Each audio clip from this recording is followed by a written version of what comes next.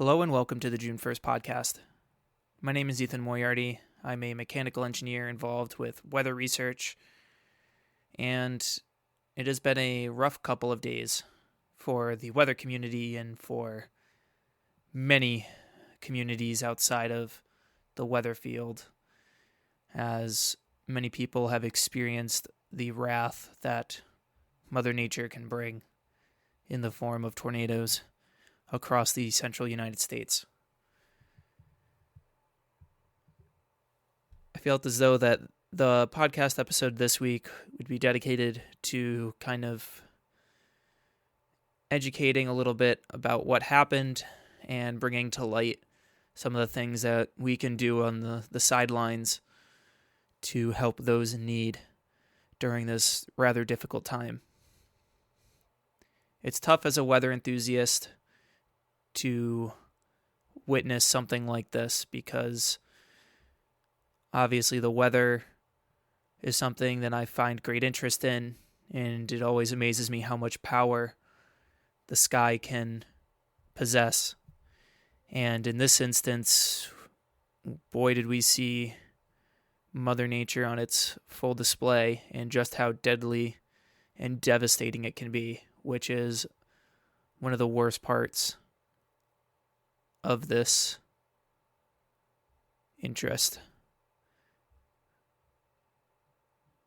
Getting into what happened starting Friday night into Saturday morning, there was a tornado outbreak across the central United States, and as of 2:15 p.m. Eastern Standard Time on Sunday, the 12th, from a hard number that I've been able to find, there have been 94 confirmed fatalities from the tornadoes that tore across multiple states.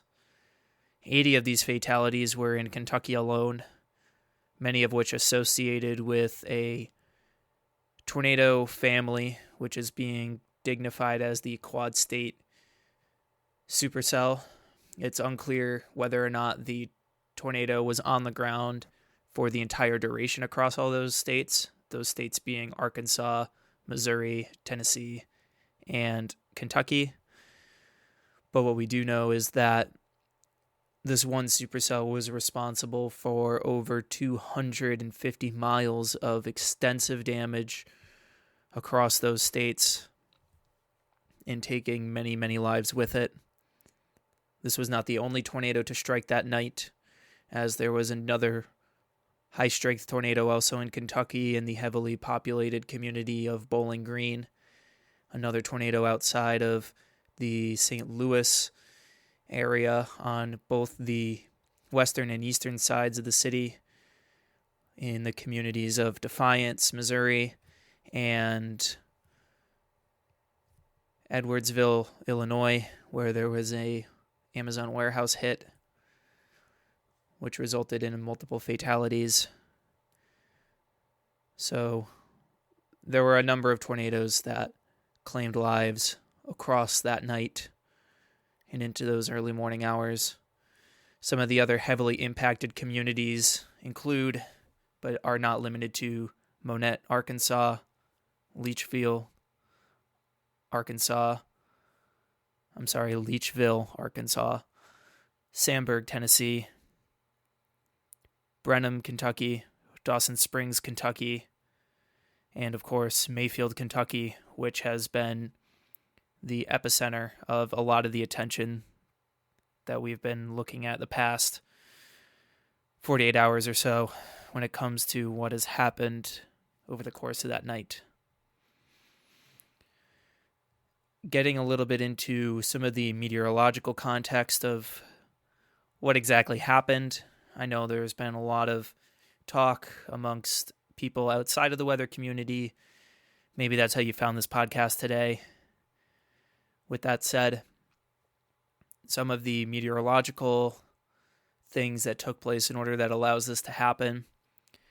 With the jet stream, you need strong level winds, upper level winds, in order to support strong supercell thunderstorms.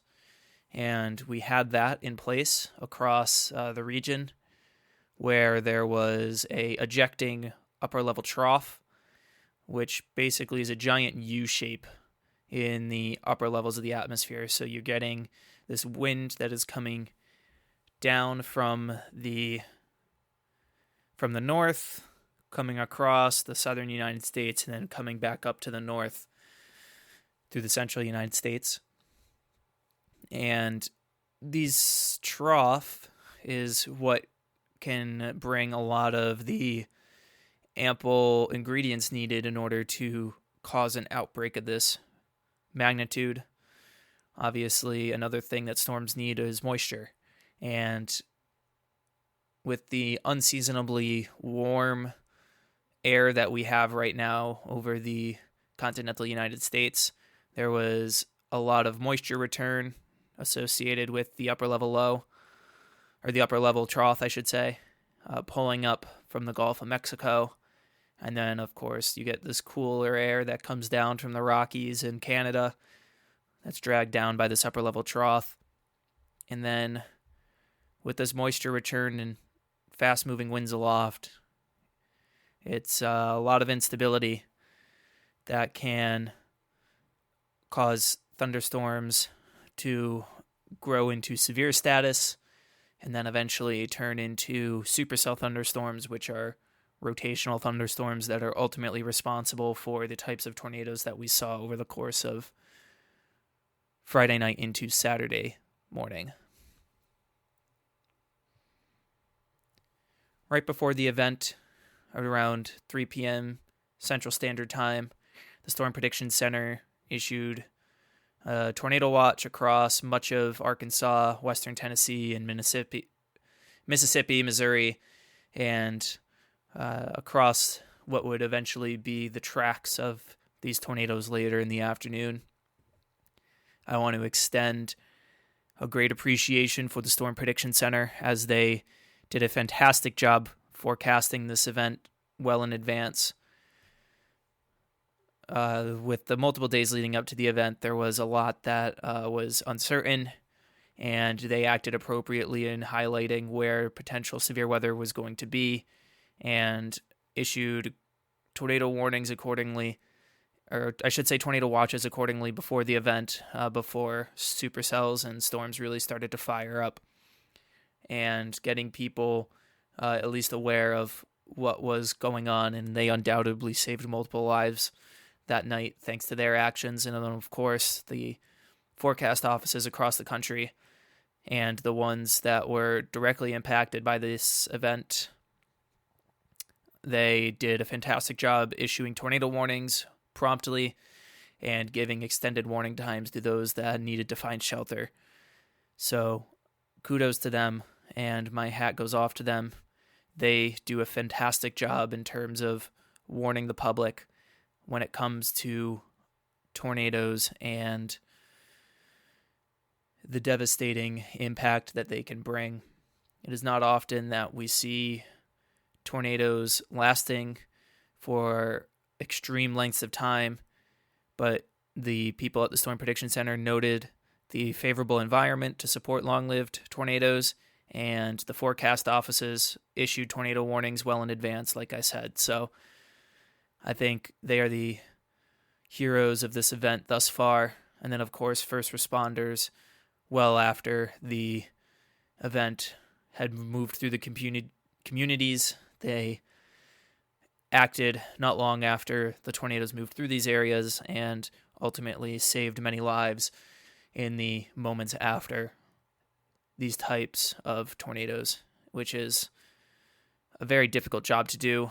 And I can't imagine being in their shoes and seeing that kind of devastation and loss of life up close. So much thanks to the heroes and first responders and meteorologists that were involved in everything that transpired, as there was a lot of pain in this event.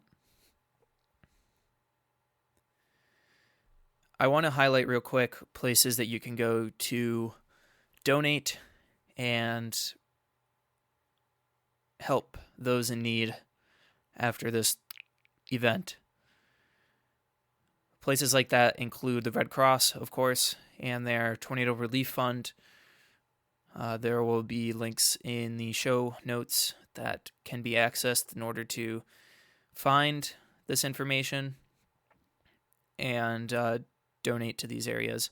Another area, Caitlin Kelly set up a GoFundMe on behalf of the weather community to help with the costs and help with donations for the areas that need it most in this difficult time, many of which are the communities that I listed earlier. Some of these communities are rather small. Bremen, for example, Bremen, Kentucky, I believe lost almost 10% of their population due to the quad state supercell tornado, or one of the tornadoes from that quad state supercell, which is an unfathomable amount of people to lose in the course of a couple of minutes, which is utterly heartbreaking, to put it mildly. So many small communities like Bremen, I should say, and other small communities that may not be getting the national attention at the moment need this kind of assistance. So I encourage you, if you are able to please donate to those organizations or those areas, because the money is going to be directly benefiting tornado victims. With that said, I hope to bring a cheerier episode next week. This is a short one, but I felt as though that we needed to address what happened and kind of highlight the fact that even though many of us that listen to this podcast enjoy severe weather and enjoy the power of Mother Nature, it ultimately can backfire. And I think we're all maybe familiar with it, but the public maybe not so much. So if you are not really a weather fanatic and you are stumbling upon this podcast, then understand that this, yes, is a somewhat of a freak occurrence, but it does happen. And there are many heroes involved when it comes to a disaster like this. Many unsung heroes, and I encourage you to thank those that, the meteorologists out there that do a fantastic job in terms of predicting events like this and warning the public. Meteorology is a tough profession in the sense that you don't get a lot of support from the public during times where, there might be a snowstorm coming and they misforecast and it ends up being a bust. And yeah, the stigma of, it must be nice to be wrong 50% of the time for your job is completely not true. And the public kind of portrays this light on meteorologists. But it's one of the toughest sciences to get into, especially in a profession that is as tough as atmospheric science. One of the most unpredictable and complex systems in the world that we have to study that impacts us on a day-to-day basis. So I hope that brings some light to their incredible work that they do, and maybe bring a little bit more respect to them as well. Lastly, I'd like to say, for those that were directly impacted by this, whether you lost a loved one, lost property, and you're happening to listen to this now, my thoughts and prayers are with you in these coming days, weeks, and months, as it is going to take a very, very long time for this to heal, and in some cases, there are going to be wounds that never quite fully heal, especially in the cases of losing loved ones. So, during this very difficult time, I want you to know that myself and there are many others in this community that are with you and thinking and praying with you during this time. With that said, thank you for tuning in, and please check out the aforementioned locations to donate and help those in need that need it most. Thank you, and enjoy the rest of your evening.